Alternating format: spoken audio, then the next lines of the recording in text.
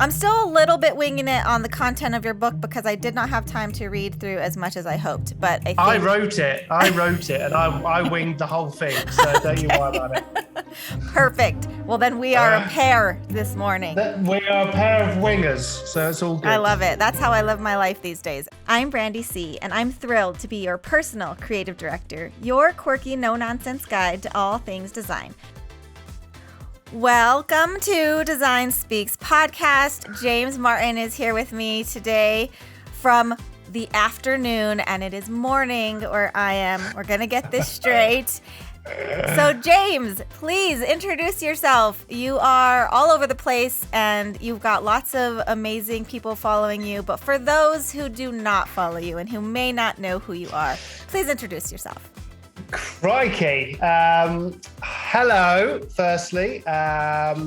But yeah, my name, for anybody that doesn't know me, is Made by James. Well, my actual name, I always get it the wrong way around. People call me Made by James all the time. But my actual name, which my mummy gave me, is James Martin.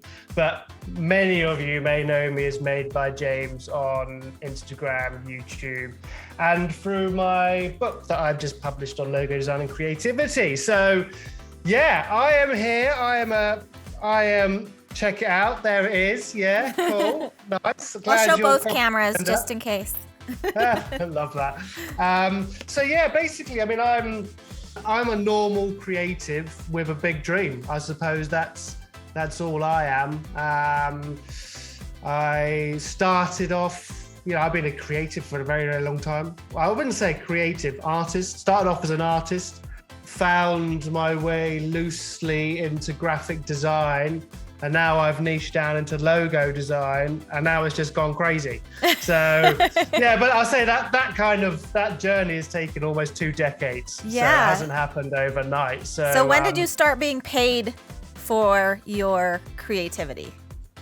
Oh, I would say I got my first design job, my first agency job 17, 18 years ago now. Okay. So I was a young buck, mid-20s, mid to early 20s. And I got a part-time job at a design studio while I was at uni. And I did everything, and I was crap at everything. But we all are at first. I'm still a little bit shit now, to be fair. So we can't be great at everything, James. We just can't be great at everything. Yeah, you should see me doing the gardening. I'm rubbish at it. So just as well I can draw. But no, yeah. So I think it's been. Do you know what I mean? It's. I'm only just getting started, which is probably the most exciting thing for me. I'm almost on year 17, 18, almost 2 decades in the industry. And I only feel like right now that I am finding your stride. Yeah. Yeah, I'm finding my groove. And the problem is, as soon as I find my groove now, I get too comfortable and try and shake shit up again because I hate feeling comfortable. That's the way I feel like professional creatives, people like us that do this for a living, that's kind of a blessing and a curse for both of them. It's like, on one hand, it's really great to not get too comfortable because we always want to learn something new. We want to keep growing and changing. But on the other hand, it's like, why can't I just be happy being successful? Like, I'm good. I'm making money. I'm doing cool things. Why can't I just be happy here? I've been doing it as long as you. Well, a little longer than you. I've been doing, this will be year 21 for me. So right around that same, love that 2-decade thing where we've seen some stuff. we grew up in a design world without social media, so that's always and I think that's the best thing that could have happened to us, to be fair. So absolutely. I think it's a funny old, it's not, I'll tell you what, I mean that's why it's so important. I read or watched, a masterclass by Bob Iger, he's the old CEO of Disney, and he I said watched that as well. It is amazing. Yeah, very poignant. That kind of resonated with me, was having like 1 foot in the present and 1 foot in the future. Yes. And I think it's so important for creatives to not sit still, because like you said, I could happily, like really happily, sit in my office all day. It's a lovely office. It is a lovely office. It's I very got curated. Yeah, it's not really. It's actually all Well, just chucked up. it's Yeah. colors. You've got like your brand colors going real. I've got, I'm big. I like branding, believe it or not, which is so it's but I said like I could quite, like I said, like quite happily sit here and I've got fully stacked. I've got clients booked in for July, almost August now, so I could quite happily sit here and just create cool stuff and create logos all day, every day. That was my dream 5 years ago. But as I've grown and as I've evolved and as as I see things changing within the industry and as I change myself, I'm like, okay, well, what more can I personally bring? What impact can I bring to the industry? That's a big driver for me now, is how do I want to be remembered? What impact can I bring to other creatives? How can I help other creators? What can I do to help other creatives? And then obviously the book started to happen and I've got a course dropping. And so I'm kind of molding, still fully stacked on the agency side. Right. But now I'm like, okay, like side hustle made by James. Okay, so what can he do? Because it's almost like that kind of permission slip for me, because it doesn't really matter if it does well or not, because it's a side hustle. So I'm just going all in. But the thing is, my side hustle now makes more money than my main hustle. Isn't that funny? Maybe I should put some more effort into this. Maybe that's my main hustle now. Yeah, maybe I'm just hustling. I don't know. I mean, I'm not big on the word hustle, because I think it has been a little bit kind of. I'm not into this hustle culture, but I like a side hustle is basically just something that was initially just for me, just sharing my ideas, sharing how I come up with stuff, sharing my process with people, because, I couldn't ever really find anybody that was doing that, especially on Instagram. It was quite these are my ideas and I will not tell you how I came up with them. Whereas I was like, have it all, this is how I think, this is what I came up with. And I really started to realize that started to help other designers. And I thought, well, let me try and lean into this. Now, like I said, it was like for me, it's a way to get work. If I share my process, clients can see my process. Yeah. And then they go, oh, I like your process, I want to work with you. I'm like, hop on. Yeah, let's do it, right? The double win is obviously that, it's grown an audience of designers and, it's helped other designers. And I don't just share creative work. I share a lot of stuff that's personal. I share life. I try and keep it as real as possible, as open and honest as possible. So, because at the end of the day, I'm just another dude with a beard creating designs, Me too, just kidding. Yeah, you're just another dude with a beard, you're right. Yeah. But much better hair than me, I must admit. That's why mine's always under a hat. Oh, I get bored easily, so I do a lot of things with my hair. I tell my husband all the time, I can't just like go do photo shoots like a lot of, whether it's influencers or Instagram people that like have a thing. They can like go on do branding shoots and use those photos like for years. And, we'll just keep them guessing. When did this photo happen? Yeah. You can figure out when the picture was taken by the color of your hair. I love that. So I wanted to tell you, like, part of the reason that I really wanted to talk to you. Well, there's a couple of things. One is, and it's got to be this common denominator that we have of when we started designing. I feel that very deeply. And the fact that the way you go about ideating is very similar to how I go about ideating in some ways. I always start with sketching. I am not what I would say is an artist. I can draw. I don't enjoy it. I can put out sketches, just thumbnails, just enough to make me understand what I'm going to be doing later. But pencil, right? Like I've got a jars full of like physical tools I use before I ever touch the computer. And so that was something that I saw in you, that you're right. I don't think that enough, I'll say just creative influencers in general, design influencers, are pushing enough of this idea of the value in exploring with physical tools. and Yeah. how much better that is for your creativity. So I really enjoyed that about you, and I felt like we had that in common. And on top of that, sharing, I really think that people that have been doing design as a profession for 10 to 20 years are sort of a left out group of creative professionals. Everyone is trying to talk to people that have been in this like 6 months to 5 years. It's like, here's all the super basics. Here's, all of the things that you need to know, which I know we also do because those people need help as well. Of But course, yeah. I feel like people that are in our range, we also have things and problems creatively and major milestones that we're trying to work through that not a lot of people speak to. And so I think that I really was interested in your authenticity in your journey at the point you are now. And I think that that's really valuable because there's tons of content out there for people that are just starting. Yeah. But my goal and something that I am really wanting to help people with is people that have been doing this a while. Like, we know what we're doing, but also who's here to help us be encouraged. And so I've been encouraged by you, and I wanted to talk to you because I also saw you were doing this book and was like, wait a second, he's got a lot of the same processes that I do, and this is super cool. So we have to talk.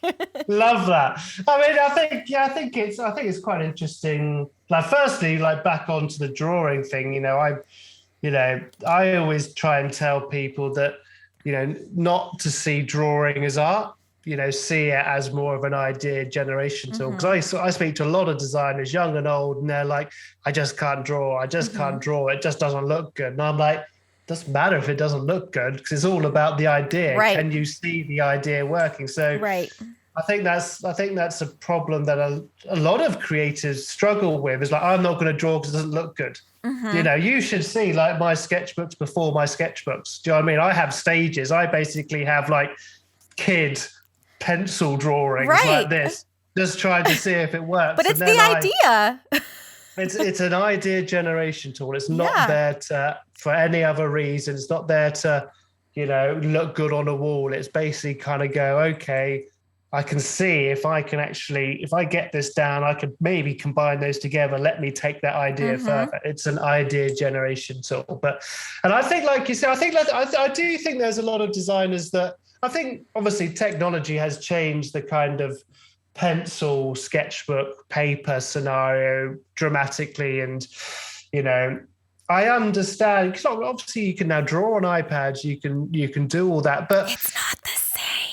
I personally don't think it is the same, but I'm also I'm personally not big on, my process is my process and it works for me. And I can understand how some people don't have that. That's absolutely fine. Like, there is so many different ways to create stuff and so many different ways to get to an end goal. From my point of view, the reason why I love the drawing side of it is the speed. I can draw 10 ideas in under a couple of minutes. Yes, absolutely. And I think that really helps. And for me as well, although it's controversial, as lots of people say you shouldn't have an emotional attachment to your work, but I like building that emotional attachment to our work, because I know if I can fall in love with it, I can get the client to fall in love with it.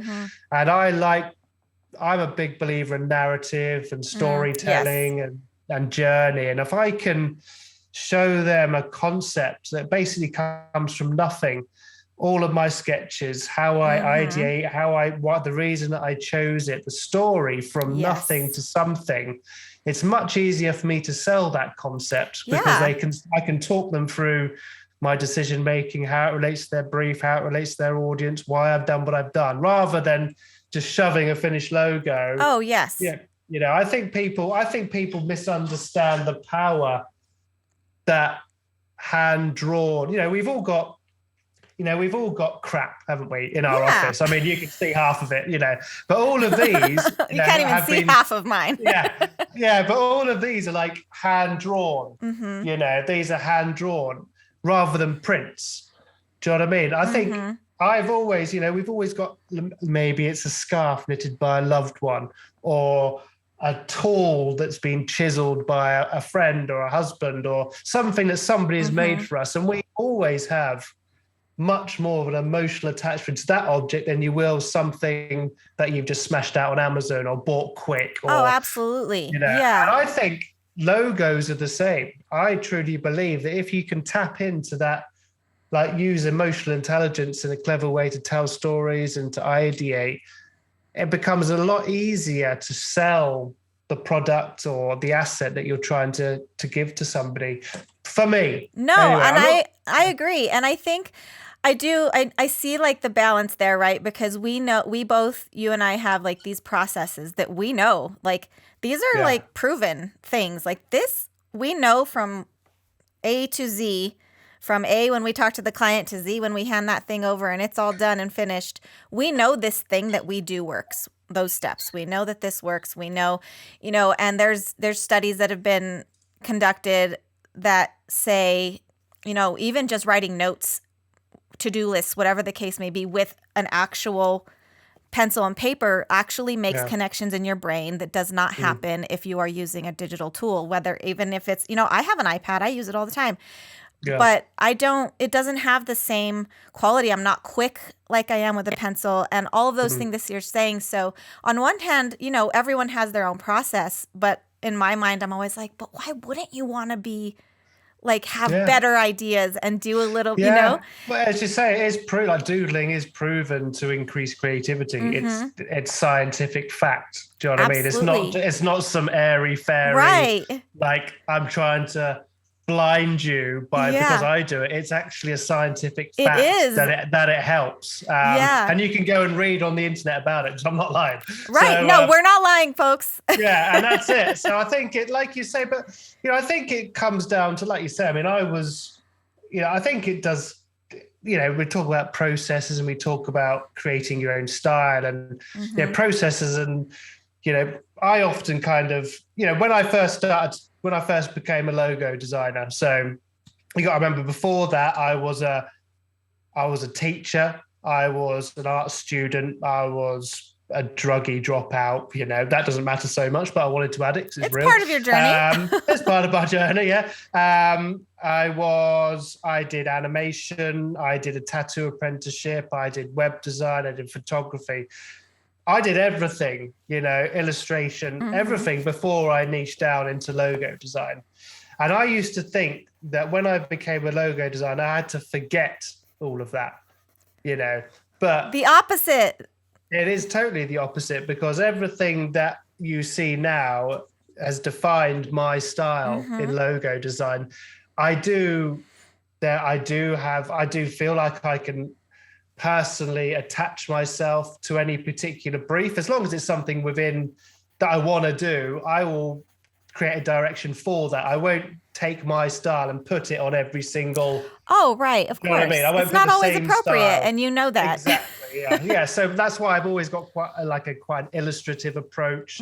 A lot of the stuff I like to do is quite hand-drawn, organic, flowy, unique, rather than I still do the odd geometric stuff, but people are now starting to absorb to me for this, like, just let your brain go wherever you want. And I'm like, okay. Yeah. Because that's the stuff they know that is going to be one of a kind. There isn't going to be anything like that out there. And I think as soon as I started to understand that, tapping into my background as a tattoo artist, as a teacher, as an illustrator, as a web designer, having all that knowledge of web and having all that knowledge of animation, how it can work. So when I'm designing it and I finish it, I can already see it animated. I know how to continue that story. I know how to respond and be a modular system to work on websites. So all of these things, all of the past stuff that I've learned, this acquired knowledge over 20 years has helped me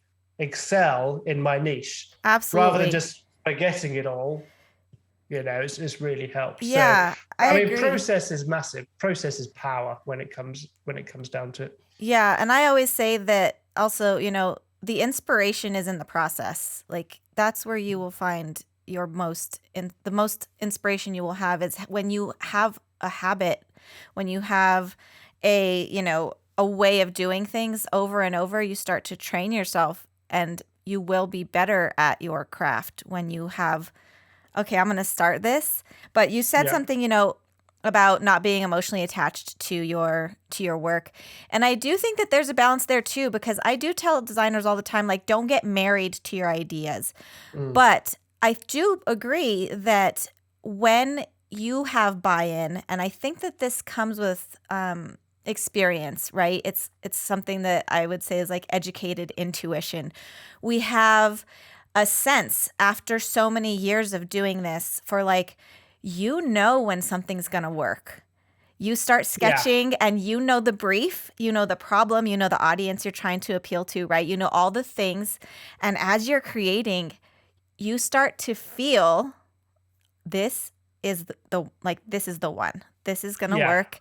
And you know why, and you can explain that. And that is something that I think even a lot of experienced designers don't quite grasp all of the time, is that you can't just go to the client and say, I really feel like this one works. And when they say, okay, I don't really know how I feel about it, why does it work?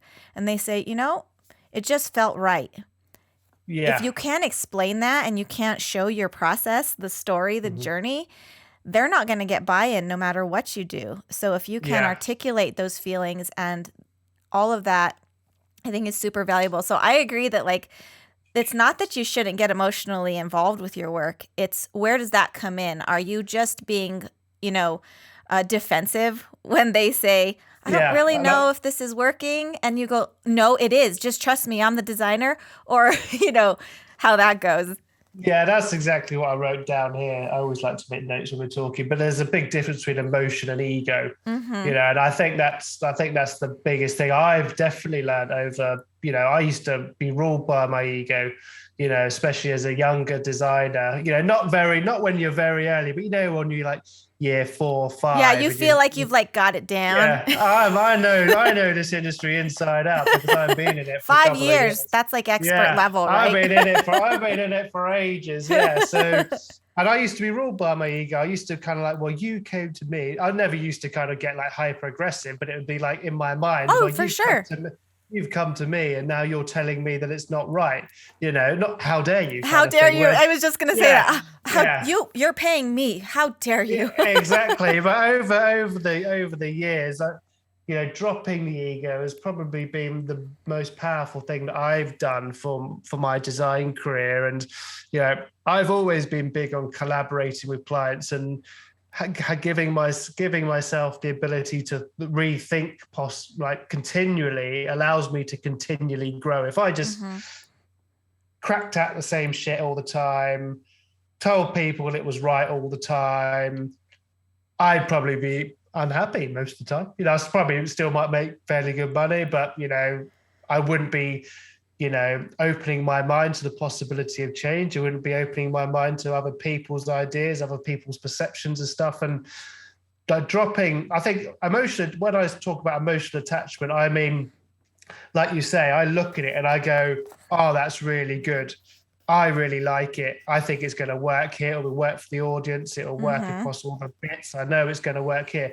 If a client then says to me, I'm not too sure about it. I'm like, okay, that's not a problem. Yeah. Let's focus on what it is that you're not keen on and what it is you're not keen on. And then we go through development stages. Ultimately, I know that that's a great design, but I also know that I don't know all the answers. And often when a client goes to me, when I'm in creative mode, everything is shut off. Nothing can touch me. I'm in my little box and I'm just going hell to leather, getting this thing down, nailing it, thinking it's great. Sometimes those blinkers can stop you from seeing stuff that other people can see. Yeah, absolutely. So that's where it's really important, I think, to kind of, so do you have emotion, love your work, love what you create, but be open to change and be open to what could possibly be wrong with it. I go through this process now where I create a design that I love and then I smash it to bits I turn it upside down, I invert Mm-hmm. it, I put it in shapes. Is there something I've missed here? I read the brief again. Right. So I'm Yes. constantly kind of going, what have I missed? Is there something? Have I spelt it right? That's always a thing. Been there. Yeah, been there a few times as a dyslexic. But there's lots of stuff like that, and I think that's where emotion versus ego is very different. I think you do need to love your work, otherwise. Mm-hmm. What's the point in doing it? Why are you even doing this? why I'll go and be something else. Do you know what I mean? But, ego-wise, I think it's getting over the love for yourself, thinking that you've made it, thinking that you know it all, because beautiful things happen when you collaborate with people. I agree. And I think that there's just so much to be said for the fact that even though we've got, an in-depth brief, even though we've had various conversations with these clients, we're working with them for weeks, months, sometimes years, depending on, what it is that you're creating. Yeah. And we can sort of start to think, well, we know this just as good as they do.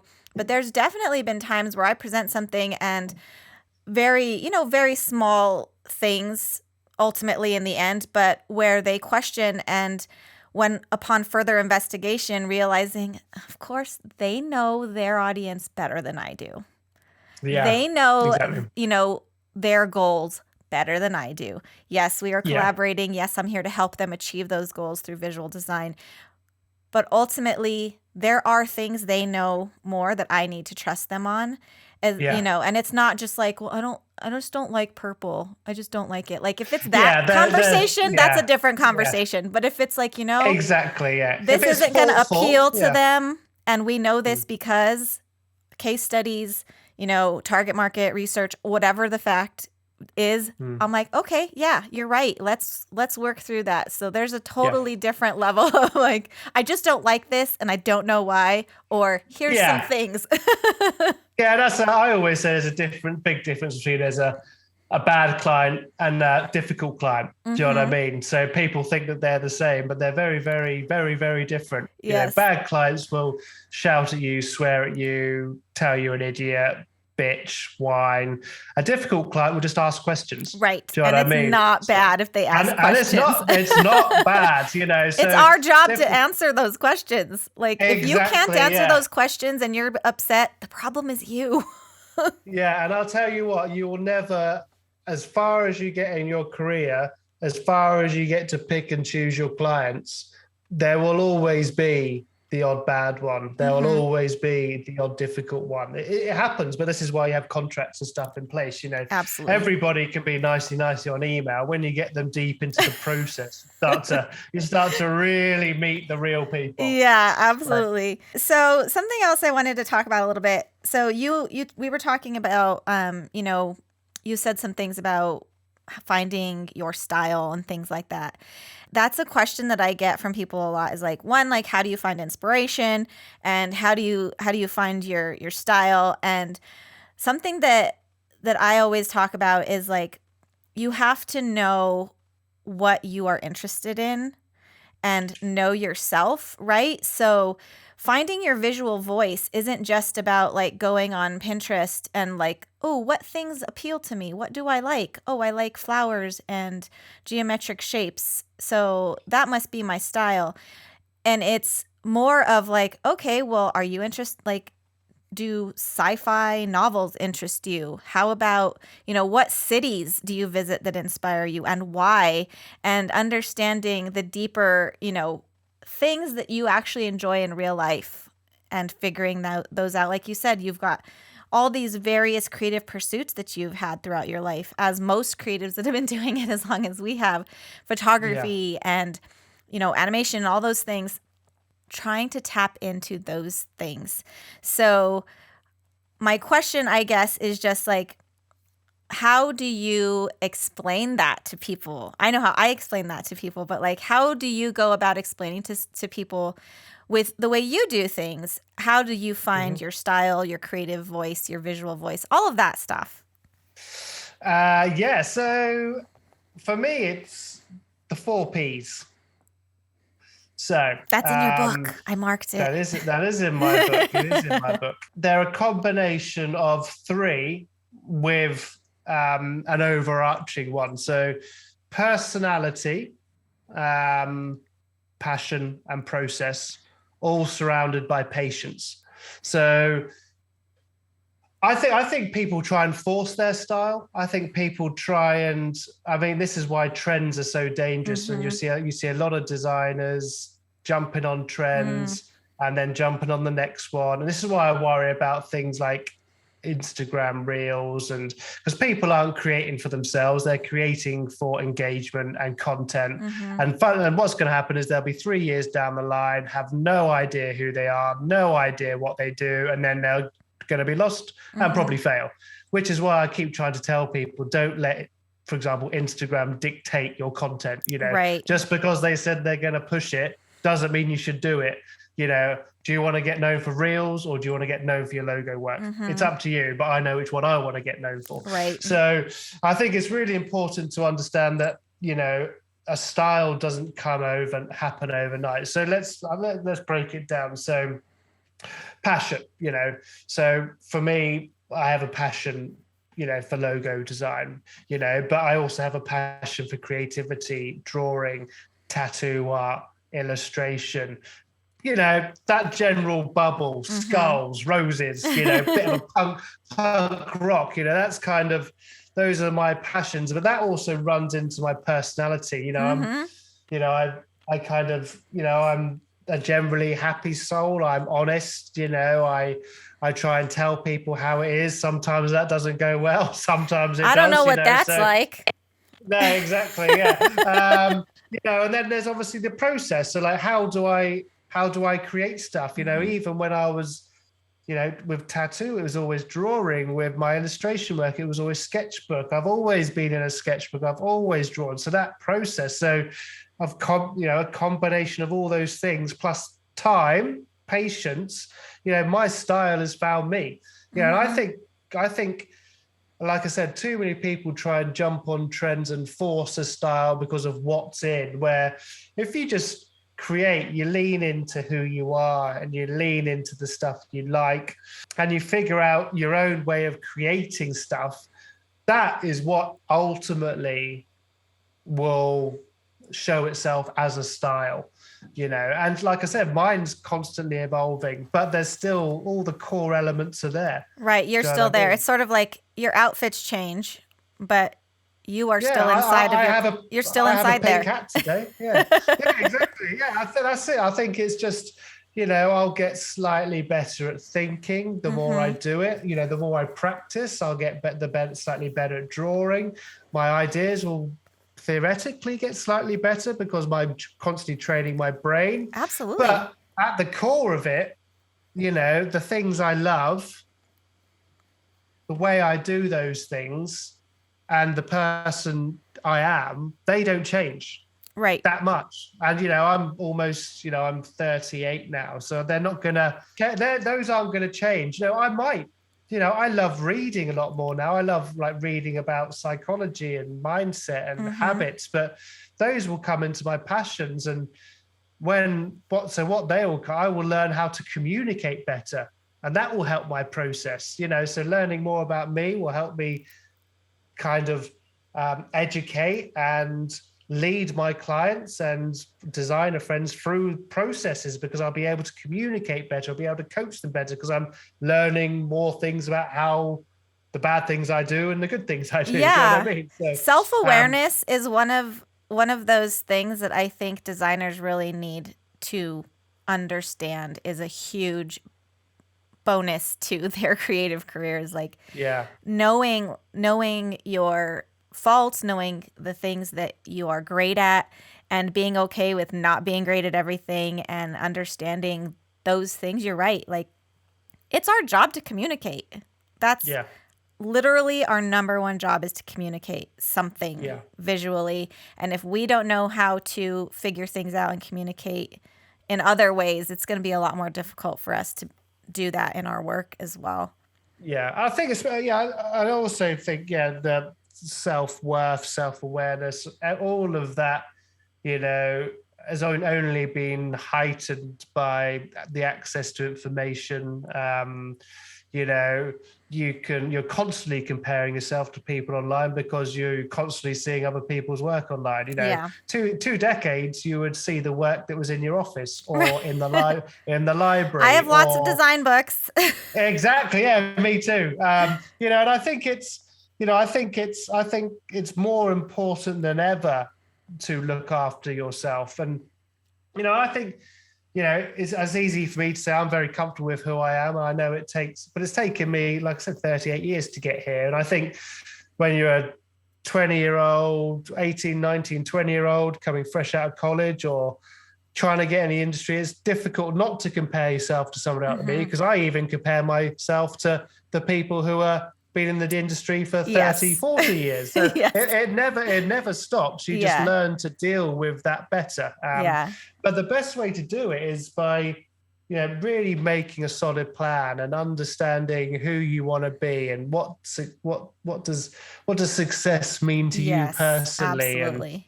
And what do you want out of life? And if you can write all those things down and always have them to look at and check on and kind of, you know, have them up on the wall, look up and go, right, this is what I'm going to do this week. Yeah, this is going to make me happy. This is what I want by year 5. This is what I want by year 10. You're constantly looking at your dream, your happiness. Yeah, do your for mission. yourself what you do for your clients. Exactly. Yeah, and I think that's the problem. Is like a lot of people get clouded by seeing the success of others, and because that's the problem. You know, that's why I try and share a lot of failures, because people only share their successes. They only share how often they win and how many projects they're doing and how great they are. And it's difficult to kind of, when you're sitting there in your real world going, well, I had a project failure or I didn't get that job or why didn't the client like it? And all you're seeing is everybody posting all the positive shit in their life. You know,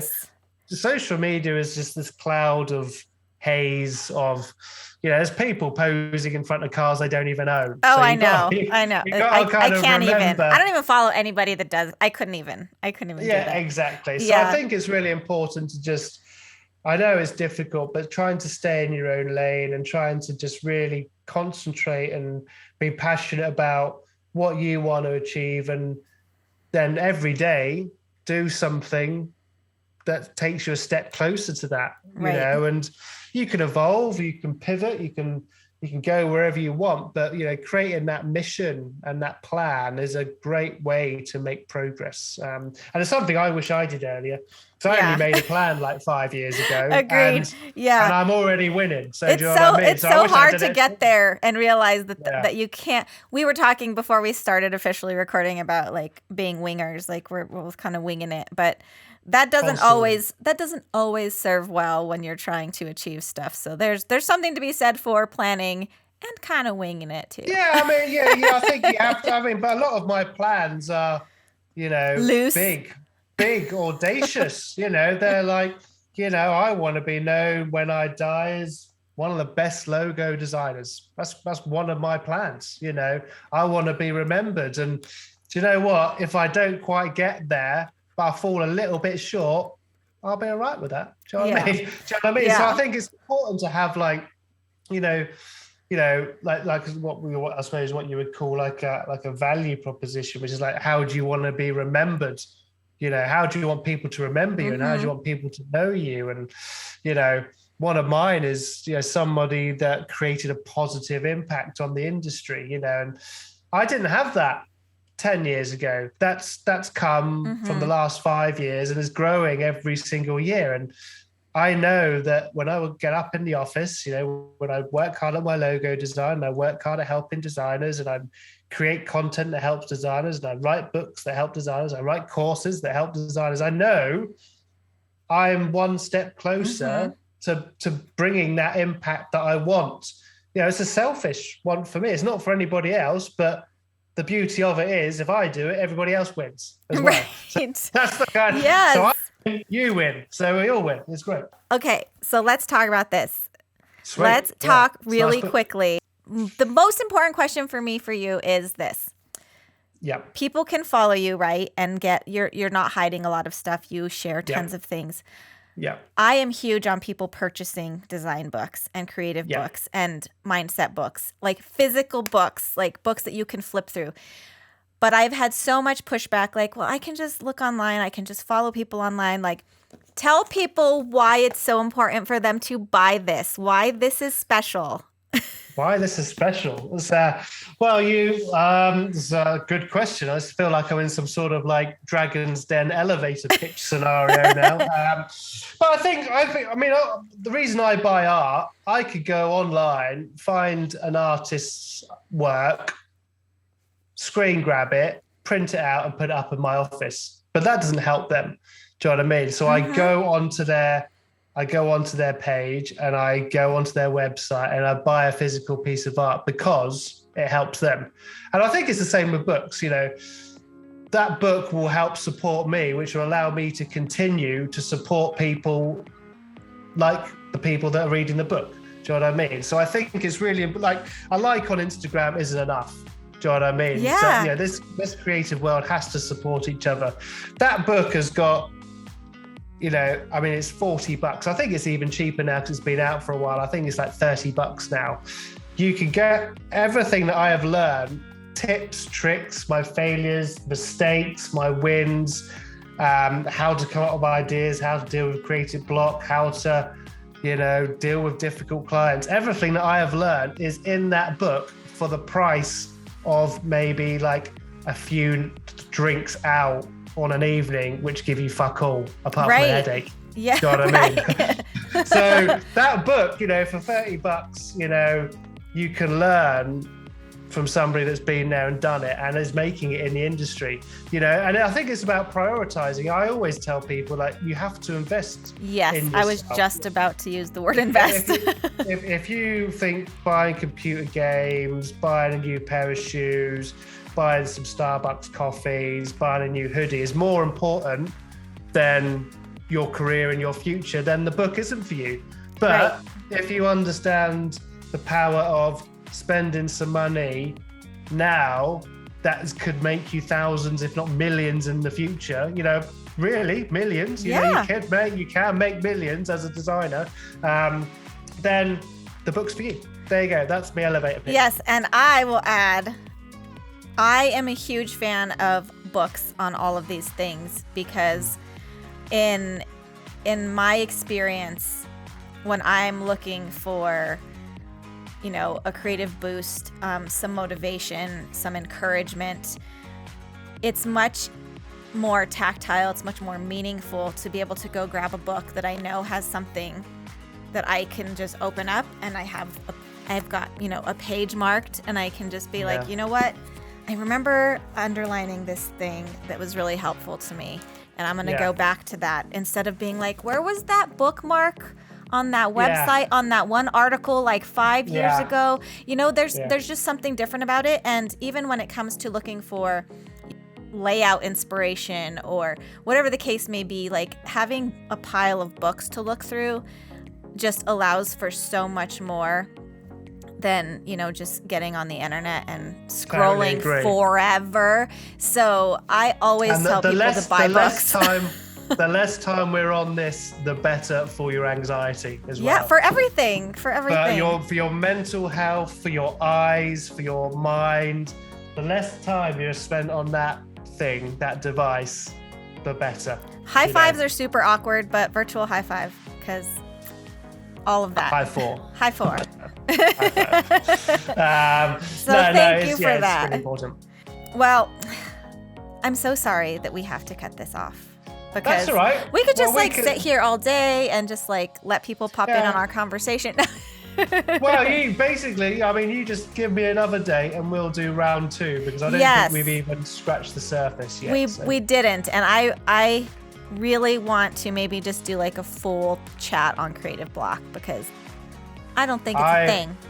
I don't think it's real, I'll and I put can tell you, it's yes, it all comes down to habits and routines and process. So maybe we'll do that next week. That sounds. I think not maybe next week, maybe not next whenever. week. Next time. Let's not put too high of expectations on this here. But I'm always a big believer in, like, you know, we got to remember that, especially with creative block, we are humans, you know. That I always like to think, like, you know, think of like the best sportsman on the planet, you know, somebody like Cristiano Ronaldo. Sometimes he'll go onto the football pitch and he just won't look as if he's there. He won't be as good. That just makes him human. Other days he'll go on there and smash it. He's still the best player in the world. It's like us, when we go into the office, some days we're just not on it, and that's okay. But we're still showing up. So let's let this be a teaser for the next time, and we'll talk at length about creative block and the fact that it's not real. Let's just go. I'm in it. I'm in it to win it. All right, James. Well, thank you so much. For all of you out there, you guys, you all need to go buy this book. It's really incredible. I wish that we were closer so I could have you sign it, because it is, but it's got your signature all over it. It's very curated. It's really beautiful to look at. Also, it's not just great info. It's really well designed, and I am a huge fan of this book, so it's going on my list. So thank you so much. This was awesome. Bye. Bye. Cheers, buddy. Bye.